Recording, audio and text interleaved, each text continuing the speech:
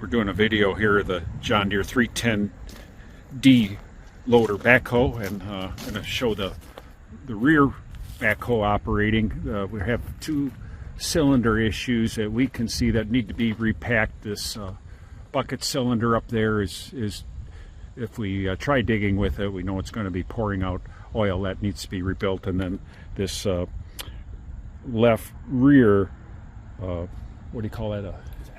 Outrigger is should be rebuilt for work purposes, but everything else looks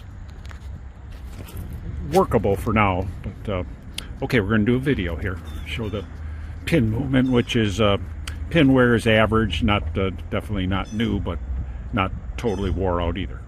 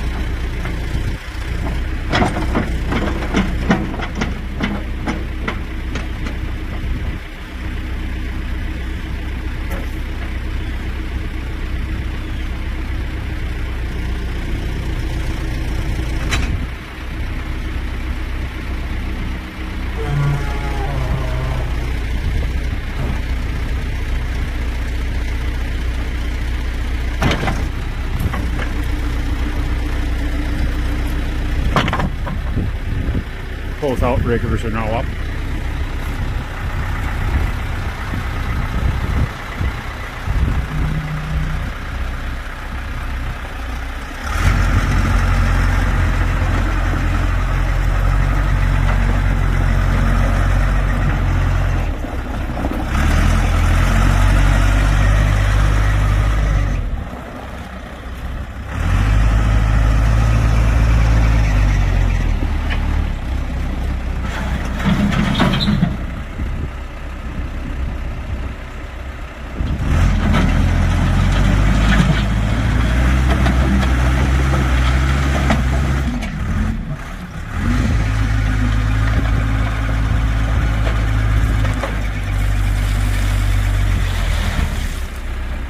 See, that's a pretty heavy load of gravel rock there he just dug up with.